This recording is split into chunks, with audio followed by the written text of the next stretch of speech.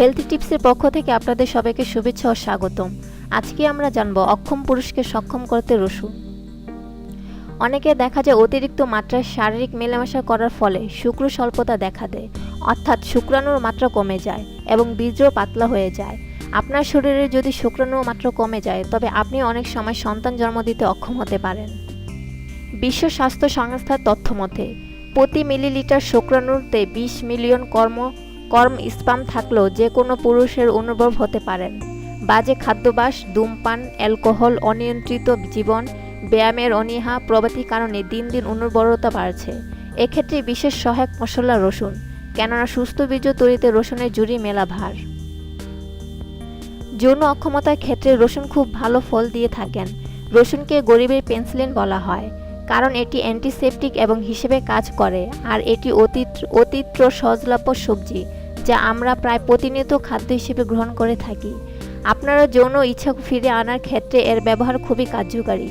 কোন রোগের কারণে বা দুর্ঘটনায় আপনার যৌন ইচ্ছা কমে গেলে এটি আপনাকে তা পুনরায় ফিরে পেতে সাহায্য করে। এছাড়া যদি কোনো ব্যক্তির যৌন ইচ্ছা খুব বেশি হয় বা তা মাত্রাতিরিক্ত হয়, যা অত্যাধিক প্রয়োগ তার নার্ভাস সিস্টেমের ক্ষতি করতে পারেন, এমন ক্ষেত্রে রসুন খুবই কার্যকারী। সেবন বিধি: প্রতিদিন নিয়ম করে কয়েক কুশ কাঁচা রসুন খেলে শরীরের যৌবন দীর্ঘস্থায়ী হয়। যারা পরন্ত যৌবনে চলে গিয়েছেন তারা প্রতিদিন 2 কোয়া রসুন খাঁটি গাওয়া ঘি ভেজে মাখন মাখিয়ে খেতে পারেন, তবে খাওয়ার শেষে একটু গরম পানি বা দুধ খাওয়া উচিত, এতে ভালো ফল পাবেন। যৌবন রক্ষার জন্য রসুন অন্যভাবেও খাওয়া যায়। কাঁচা আমলকির রস 2 বা 1 চামচ নিয়ে তার সঙ্গে 1 বা 2 কোয়া রসুন বাটা খাওয়া যায়, এতে স্ত্রী পুরুষ উভয়ের যৌবন দীর্ঘস্থায়ী হয়। সাবধানতা: যাদের শরীর থেকে রক্তপাত সহজে বন্ধ হয় না, অতিরিক্ত রসুন খাওয়া তাদের জন্য বিপজ্জনক, কারণ রসুন রক্তে জমাট বাঁধার ক্রিয়াকে বাধা প্রদান করে, ফলে রক্তপাত বন্ধ হতে অসুবিধা হতে পারে। তাছাড়া অতিরিক্ত রসুন শরীরের অ্যালার্জি ঘটাতে পারে। এসব ক্ষেত্রে অতিরিক্ত রসুন না খাওয়াই উত্তম।